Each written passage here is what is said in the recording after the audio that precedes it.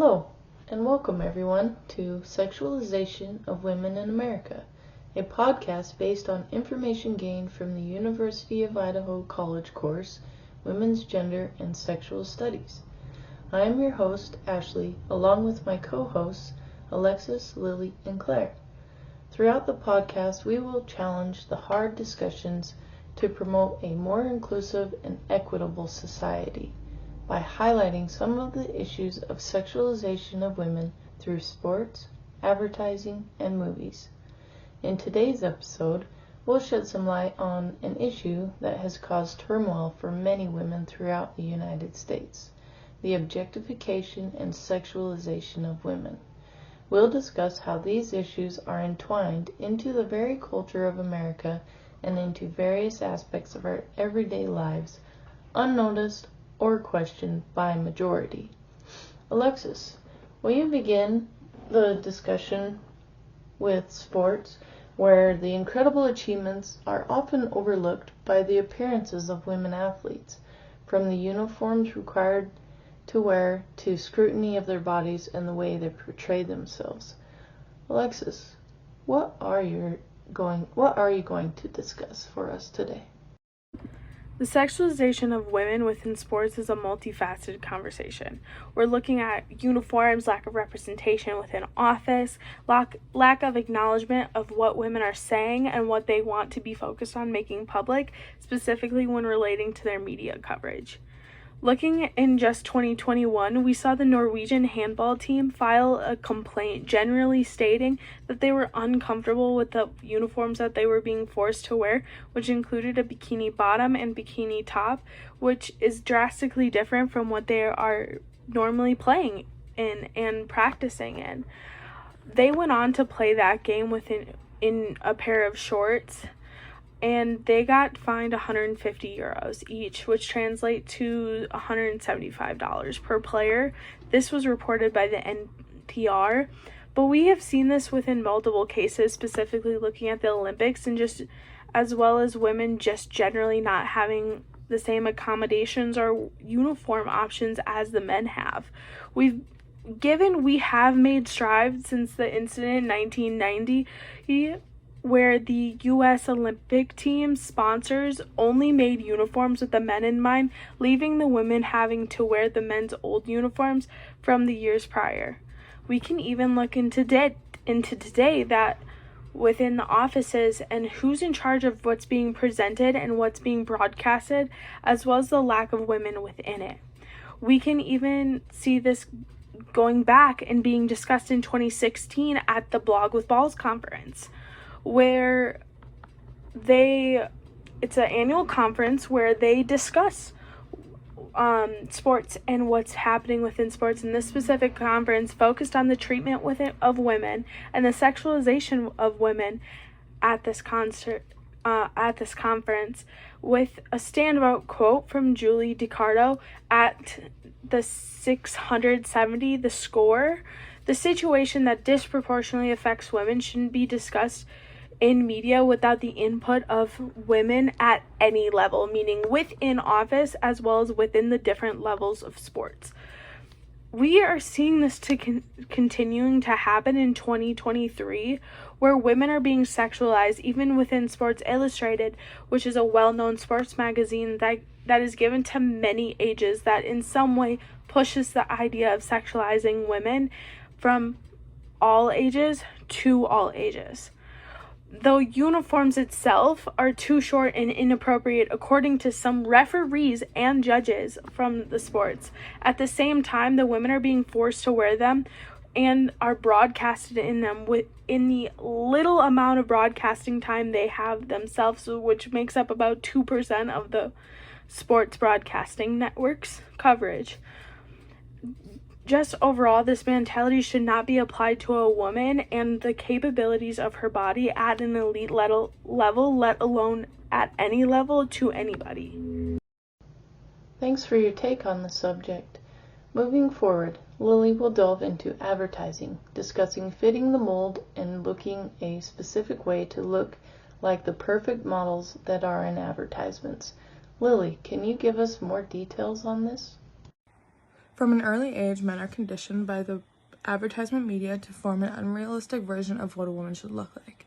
That means perfect radiant skin, no blemishes, scars, or wrinkles, long legs, tiny waist, thick lustrous hair, and large assets like breasts and a big butt.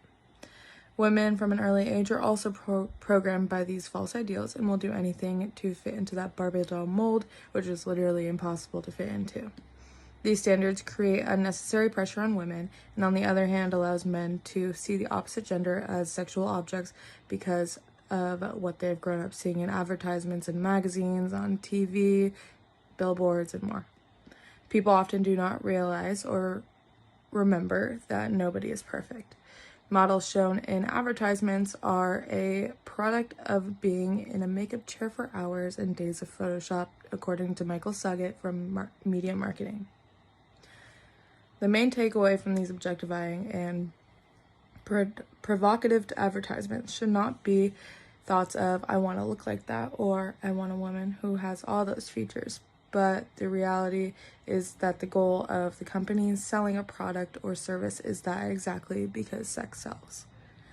There are many ways in which this is seen in the marketing industry, from perfume or cologne ads, fitness programs and equipment, restaurant promotions, advertisements for alcohol especially, and more. Advertisements, though they were never avoidable in the first place, being that they are everywhere we go, but they are even more prominent now because of the progression of technological use and dependency spreading through our society. The sexualization of women in advertisements is affecting women at all different stages in their lives. The study performed by Dove, called the Self-Esteem Project, surveyed young girls worldwide and found a few different statistics. 11% of girls worldwide, of those who participated in the survey, said they could call themselves beautiful. 6 in 10 girls avoid participating in life activities because of concerns of how they look. 1/3 of girls in Japan have said they experience low body confidence. Girls in Australia list body image as one of their 3 top worries in life, and 81% of girls in the US say they are afraid of being fat. The sexualization of women in society through advertisements that these girls may just see from something as simple as playing a game on their parents' phone or tablet is putting a huge amount of pressure on them to live up to these unachievable and unrealistic standards, because that is how these expectations are formed through the sexualization of women in the advertising, which is often shot through a lens catering to the male demographic in terms of what they think is physically desirable. Great information. Finally, we start in on the silver screen, where portrayal of women has often been subject to the imagination of men. Claire, what is your take on this matter?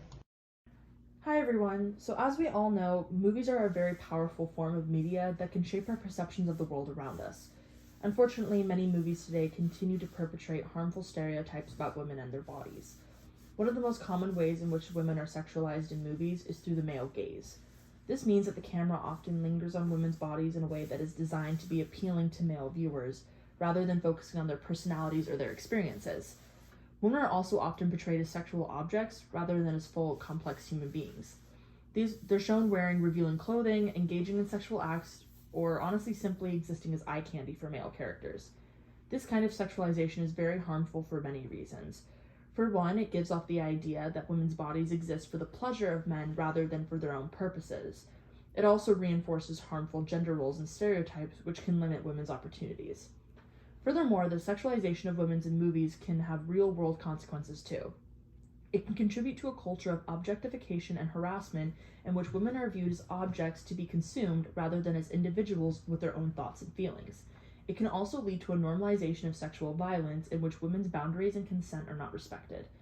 So what can we do about this? First, we need to raise awareness about the problem of women's sexualization in movies. We need to call out movies and TV shows that show harmful stereotypes, and we need to demand better representation for women on screen. Second, we need to support movies and TV shows that do portray women as full, complex human beings. We need to seek out stories that are written and directed by women, and we need to support female actors and filmmakers who are working to create change in the industry. Third, we need to hold the media industry accountable for the messages they send through their content. We can do this by supporting organizations that advocate for better representation of women in media, and by using our own voices to speak out against harmful content. Finally, we need to have conversations about these issues with our friends, our family members, and our colleagues.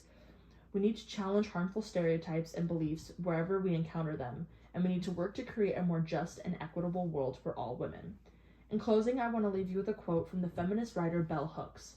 "The function of art is to do more than tell it like it is. It is to imagine what is possible.